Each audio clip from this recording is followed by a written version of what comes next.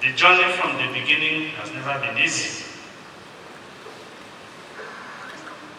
But it's too easy, very simple. To many of you seated here very quietly. But to me, it's a very difficult job. That is also very difficult to say to your brother to take over.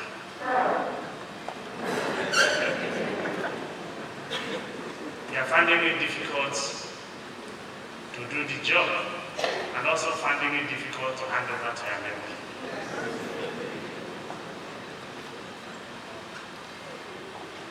But with the prayer, the Lord Bishop, and other great clergymen like divine-minded pastors, Catholic priests, and so on and so forth, we have a cause to thank God. And that is why we're here. If we are to thank God for what God has done to us from the beginning till now, then we'll be here from now till next tomorrow. And that will not be enough to say thank you. I remember in 2016 when we went to pilgrimage at Jerusalem. I was then the Speaker of the Ebonyi State House of Assembly and the Speaker of the National Assembly, House of Rep, led us with the 8 governors. And he was asked to make remarks as the leader of the delegation. He said that Thanksgiving is to thank God for a tank that has fuel. That our tanks are full, and we need to thank God who made the tank to be full. I am grateful to God, looking at my background and looking at the incidences that happened before I get to this point. No human being would have done that if not God.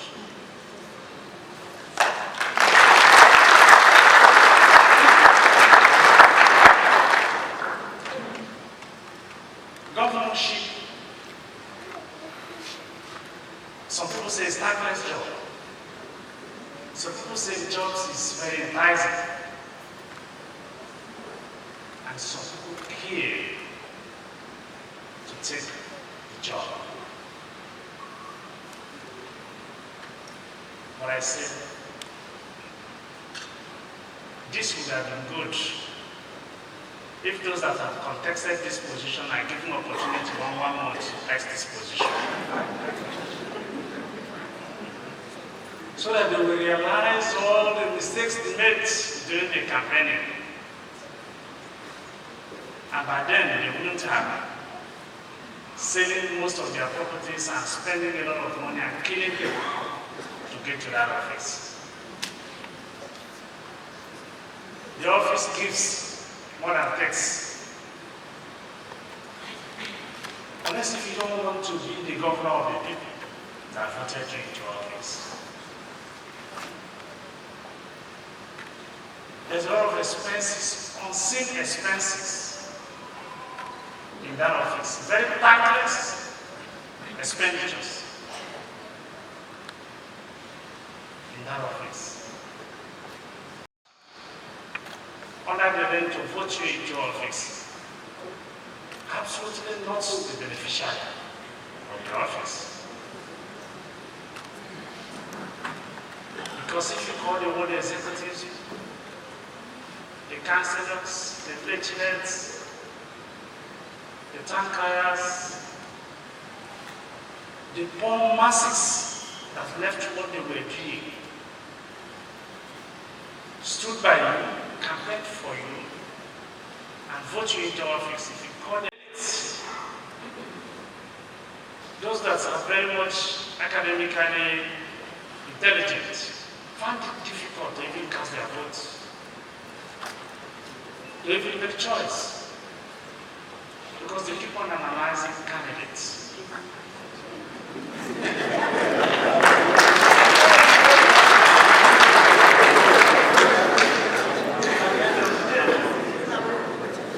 If you get to their polling unit, you But immediately after winning the election, they will be the one to tell you how that election happened. Some of them will tell you it has been rigged, we know that. But you did not vote. You didn't cast your vote, you didn't know who and would have voted even in your polling unit. Some of them don't even have voters' cards. That is why I'm blaming the elite and the youth. Because you are complaining, but you did not deem it necessary to exercise that your rights at the point that the society needed you most. You refused to make yourself available. To select that your best. You were not there. And today, you are blaming the mediocre that you brought into office.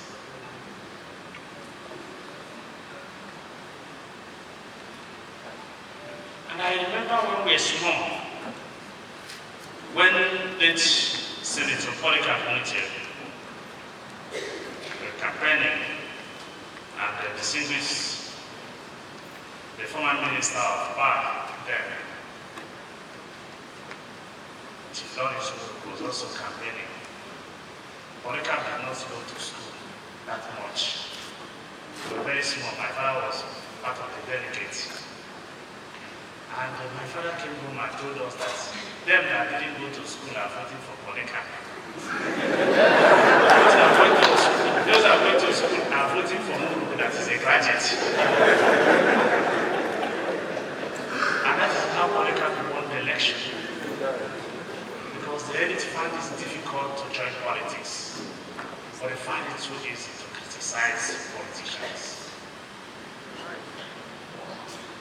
That is why our best are not in the position of authority today.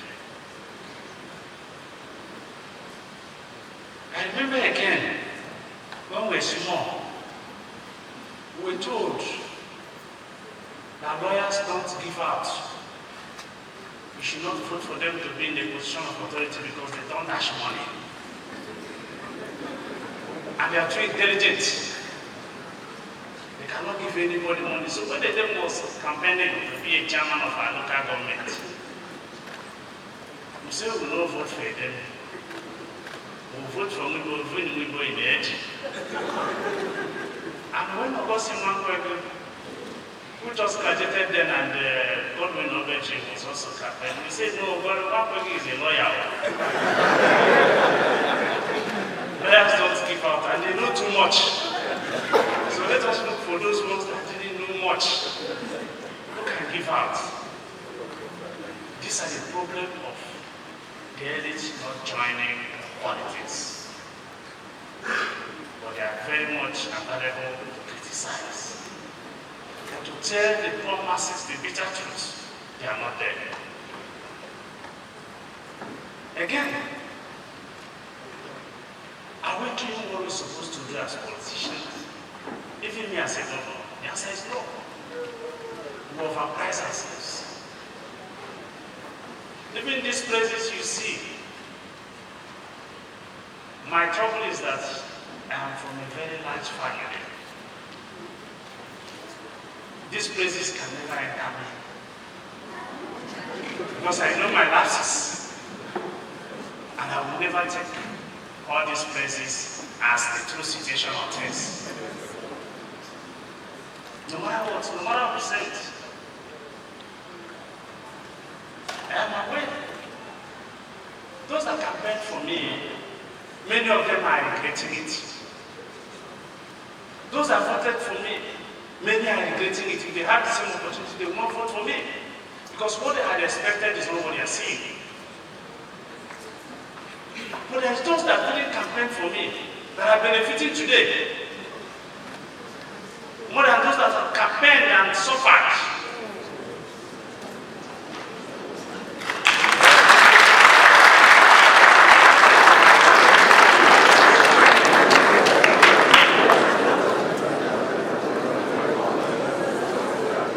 And that is the trouble we're in. So I'm very much aware. to supervise 23 kilometers we are doing from Oferepe to Ijogo yesterday. I stopped at a village called Agun village. And the village head with all the village leaders were there. I asked them a question. Are we doing what we're supposed to do? Yes, they say yes, but it remains electricity. Should we finish this road before putting the electricity? They say after this road, electricity and water. I said, okay, after the electricity and water, which is again, they say, train our children in school because we want many graduates in our village. And when we got a point that we have a very sharp record, the village head said, because we agreed to do everything and we are doing it, the village has decided to change the road from having this bending and decided to put it straight. And if there is any cost that the village is going to pay for it.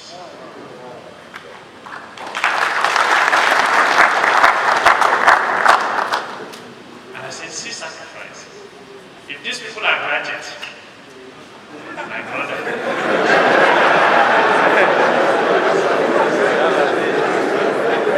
You know the question you have asked?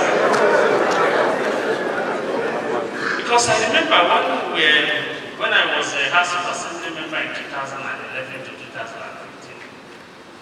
Before the election of 2011, I was in the party. We were doing project inspection with TFLH as the governor. And we got a point, as the party were in the same bus with part of the Elders Council. And let's Felix Mbada asked, after seeing the flavor water scheme on our record, he said, who is the contractor? He didn't ask the value of that project, but the question is, who is the contractor? Who and who are benefiting from this project? These are the questions of the elites. The end user's benefit is not recognized. And they don't care because 90% of us, the elites, are living in the town here. And we don't know what people suffer in the village. And villagers make more sacrifices. They understand the system more than us who claim to be more educated than them. And that's a very big challenge to the society today. I joined that one with somebody criticized the judge and said that the judge asked SLG to be part of the shorty. I said, this is a criminal case. And this person has never asked the judge, how did you try critics? And what it takes to be a judge. This is a job that even me, if you dash me, I never take. Because you have friends, you can never associate with your friends. You are already settled into a cubicle that you should not associate with your friends. You should not even associate with your family. You can't relate with anybody. You don't expose even what you have. So there's no joy of life. You don't even enjoy yourself. Because since you cannot drink at the public, then what else is enjoyment? As a church, since you can't go to a club, you can't go to a joint and drink, you can't have friends. And if you have, many of them are criminals. So they will get cases on your head tomorrow. So be mindful of that. And I say, after that person sitting down and conceive an idea for the benefit of the society, someone, a Chakamite for us those who understand that, a Chakamite can get up and say, look at the statement the judge makes. And that is what the society is all about.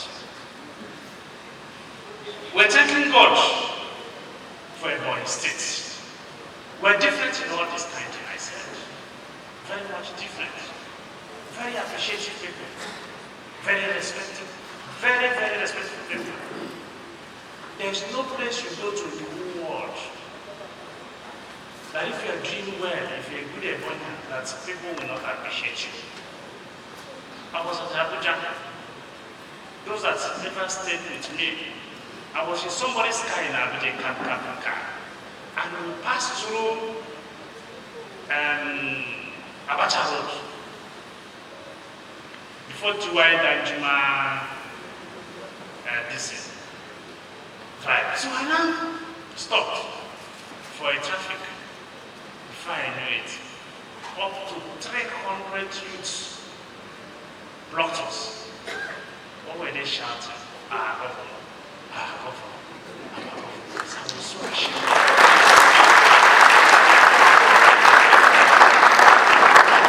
I came out. I said, how did you know I am the one? They said, we cited you somewhere. Following that I said, but I'm not, this is not convoy, and how can you identify? He said, no, the street light before the presidential villa gate, we cited you there. We were selling papers there, so we saw you, we dropped our papers and started following the flag. That's how they followed the flag, getting to Asuko. And I stopped. I chatted with them. Many of them are the beneficiaries of this 2 million naira. I asked them, why are you not in your shop? Since you get this 2 million naira, why are you not in your shop? They said to me, we're not properly trained to have shops. So when we came back to Abuja, we found out that after paying for house rent, that 2 million naira is gone. So what we did is to pay our debt and pay for house rent. And that's the end of the 2 million naira. So that's why we're still working. And because of that, I couldn't borrow to them again. Looking at my own background. Because if in 2006, if you give me 2 million naira to go and open shop, it's 2006, I am sure I'm not going to open shop. I wouldn't have. I would have used it to pay for house rent and pay for some debt and also use it to do my conductor job. So, what does that signify to me? What it tells me is that we are still very far. And we have a lot to do. And we must sacrifice a lot. First reading today, Moses asked questions. As good politicians are here, Moses asked questions.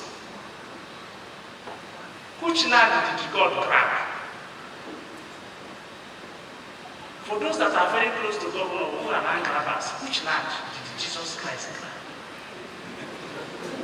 Those commissioners, including commissioners for land, they are here. Which land? God did not grab even one land. Which nation did God proclaim and say is mine? Nobody should live there. None.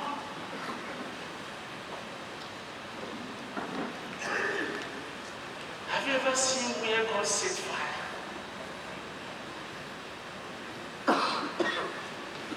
It's a very big lesson to us, the leaders, who want to own heaven and earth. It's only opportunity that calls us to be in this position. If you acquire more wealth, you get to go to work for your family. Because when you die, they will kill themselves. Ask those that their fathers acquire much wealth and their father died. Ask them what they are passing through in their family. Whether they are still exchanging greeting. Even when you marry one wife, it's also the same trouble. If you marry 2 or more, that is dangerous. You have just set the family on fire.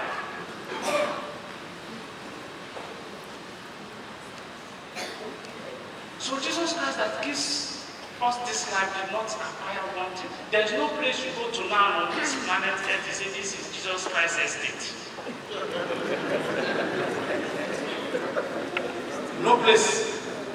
But he owns everywhere. He owns the air. And he gives it to you free of charge. Without asking for trouble. The opportunity for even you to say thank you sometimes is not there. So these are lessons for us, the leaders, to learn. I read that first reading more than 6 times. And I asked myself questions, what am I struggling for? What am I struggling for? This man that is in charge of this even breathing life did not own any place, but he owns everywhere.